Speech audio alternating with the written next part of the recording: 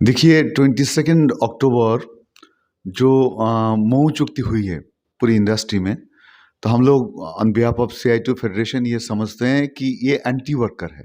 ये जो मऊ किए हैं बाकी यूनियन सीआईटीयू और बीएमएस को छोड़कर, ये होना नहीं चाहिए था। पिछले 1 साल हम लोग डिस्कशन कर रहे थे और लड़े भी थे, और 30 जून एक ऐतिहासिक हड़ताल में हम लोग शामिल हुए थे। और उस दिन कुछ श्रमिक नहीं, पूरा इंडस्ट्री में जितने मजदूर हैं एक साथ, जिसको हम लोग कहते हैं मजदूर वर्ग की लड़ाई, उस लड़ाई के रूप में सामने आया था। और हम लोग ये बोले थे कि ये आत्मसम्मान के साथ जीने का लड़ाई है। तो उस लड़ाई के बाद जब मीटिंग ने मैनेजमेंट फिर भी कहने लगा, देखिए ये संभव नहीं है, वो संभव नहीं है, तो हम लोग एक साथ ही थे, एक साथ हम लोगों को चलना चाहिए था।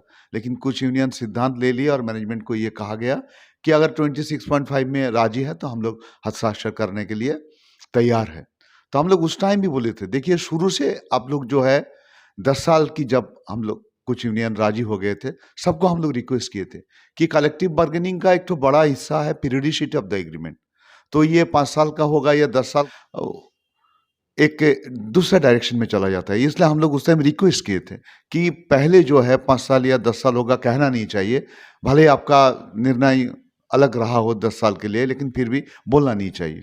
तो एग्रीमेंट 10 साल का होगा या 5 साल का होगा, ये कहाँ तक हम लोग पहुँच सकते हैं एमजीबी का बारे में, पाक्स का बारे में, उसका ऊपर होना चाहिए।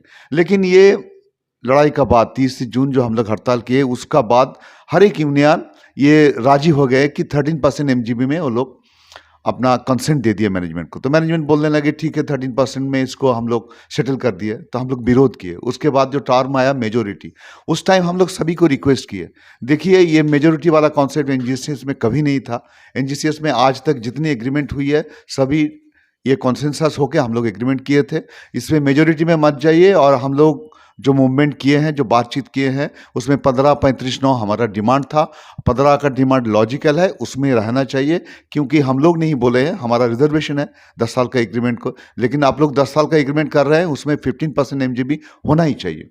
उसके बाद जब पास का बारे में ये लोग 26.5 में राजी हो गए, और मैनेजमेंट मऊ का जो पेपर लेकर आए थे 3:30 या 4 बजे, लेकिन रात को 12 बजे तक मऊ में हस्ताक्षर दे नहीं सके ये लोग, क्योंकि बहुत सारे एंटी वर्कर क्लॉज था।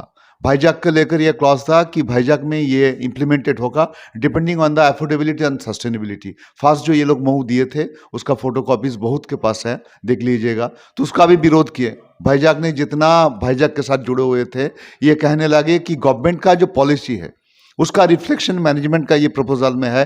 गवर्नमेंट चाह रहे हैं कि भाईजैक को बाहर बेचा जाएगा, 100% शेयर उसको पॉस्को के पास दिया जाएगा, और उसको फैसिलिटेट करने के लिए ये मैनेजमेंट कहा कि डिपेंडिंग ऑन अफोर्डेबिलिटी और प्रॉफिटेबिलिटी ये जो है इम्प्लीमेंट होगा। और आज तक टिल डेट भाईजैक को 1 रुपया भी जो मिलना चाहिए, जो हमारा लेजिटिमेट ड्यूज है, हमारा एरियर भाईजैक में नहीं मिला। हमको मिला है, लेकिन depending on the faulty scale, सबको मालूम है इस मऊ का टाइम में एक तो स्केल पीछे ये लोग दे दिए थे, उसको हम लोग रिजेक्ट किए। स्केल एक ऐसा चीज है, अगर स्केल सही तरह से नहीं होगा, जो ये लोग तैयार किए हैं 13% और 26.5% पार्क, वो भी हासिल नहीं होगा। बेनिफिट जो है, स्केल अगर ठीक से नहीं होता तो स्क्वीज हो जाता है। जिस तरह से ये लोग एरिया दिए हैं, सबको मालूम है, एक बड़ा पोर्शन इंडस्ट्री का सब पीपी में आ चुके हैं। जिसका पीपी था 4,000-5,000, उसका 10,000 हो गया है। इसको स्केल को ठीक करना है, इसलिए जो मूव किए हैं हम लोग उसको ब्लैक मूव बोल रहे हैं। इसमें स्केल तैयार होके जाना चाहिए था। और सबसे बड़ी बात एरियर, देखिए उस दिन डिस्कशन हो रही थी, मैनेजमेंट कह रहे थे कि एरिया दिया जाएगा depending on the profitability. Minimum 2000 crore अगर पैट होगा तो हर साल 600 करोड़ करके 5 साल में हमारा जो टोटल एरियर बाकी है 3000 करोड़ का, वो मैनेजमेंट देने के लिए उस दिन बात कर रहे थे। हम लोग राजी नहीं थे। हम लोग सीआईटीयू से, फेडरेशन से बार बार सबको अपील किए हैं, देखिए हमारा arrear comprising of D and basic only, and हमारा डी और बेसिक जो है किसी भी हालत में, किसी भी सूरत में, और प्रॉफिट का साथ नहीं जोड़ना चाहिए हम लोगों को। ये सही नहीं होगा और लिखित रूप से ये देना भी नहीं चाहिए। बाकी यूनियन सुने इस अपील को और उसके बाद जो है मैनेजमेंट दूसरा एंगल में चले गए एंड अल्टीमेटली इसको सब कमिटी में डाला गया। देखिए 1/1/2017 से आज तक का जो एरियर है, एक बार में अगर संभव नहीं है तो 2 इंस्टॉलमेंट में हम लोग ले सकते हैं। इसके बारे में एनजीसीएस में डिस्कशन हुई थी, लेकिन यहाँ से सब कमिटी कहाँ से आ गया? और बार बार हम लोग बोले हैं कि इसको इस तरह डिस्कशन नहीं होना चाहिए। अल्टीमेटली जो है मऊ में सब कमिटी का डिस्कशन हुई थी, लेकिन उसके बाद हम लोग देखें कि स्टील मिनिस्ट्री से एक तो ऑर्डर ये लोग ला कर दे दिया कि 1/1/2017 से नोशनली फीट किया जाएगा। मतलब हमारा एरियर जो है माने फोरफीट करने का जो साजिश है वो मैनेजमेंट गवर्नमेंट शुरू से कह रहे थे और उसी डायरेक्शन में ये लोग चला गया। तो हम लोग सबको अपील किए, हर एक यूनियन को हम लोग अपील किए थे। देखिए वहाँ तक जो मऊ में डिस्कशन हो रही थी, प्रॉफिट रिलेटेड बातचीत हो रही थी, उसमें हम लोग सहमत नहीं थे।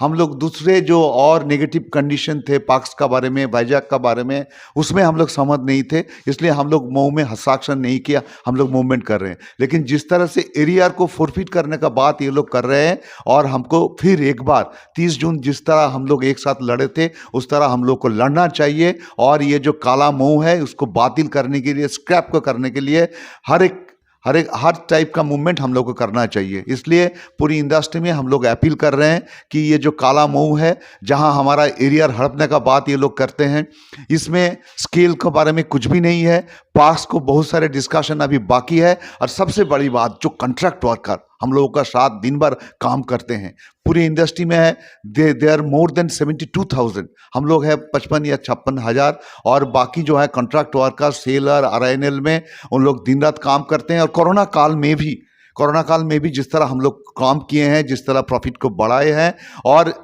हम सभी जानते हैं कि इस फाइनेंशियल ईयर में मोर देन 10,000 करोड़ हमारा प्रॉफिट होगा। उसमें एक भी बात कॉन्ट्रैक्ट वर्कर कर लेकर हम लोग कर नहीं पाए। सब कमिटी इनकार किए थे, मैनेजमेंट स्ट्राइक के बाद सब कमिटी में राजी हो गए और सब कमिटी में हम लोग हमारा नॉमिनेशन भी दे दिए। लेकिन simultaneous wage revision of contract worker ये हमारा डिमांड है। और इंडस्ट्री के हित के लिए भी कॉन्ट्रैक्ट वर्कर का अगर वेज रिविजन नहीं होगा तो ये जो हम लोग बोलते हैं कि हेल्दी इंडस्ट्री, हेल्दी IR, ये मेंटेन करना बहुत मुश्किल हो जाएगा, क्योंकि they have become the part and parcel of production procedure. इसलिए हम लोग जो डिमांड रखे हैं कि ये एरियर जो है हमको पूरा मिलना चाहिए, कॉन्ट्रैक्ट वर्कर का साइमल्टेनियस वेज रिविजन होना चाहिए। और उसके बाद जो एंटी वर्कर ऑर्डर मैनेजमेंट दे दिए हैं रिगार्डिंग ग्रेच्युटी, उसका तो विरोध करना ही चाहिए हर तरफ से।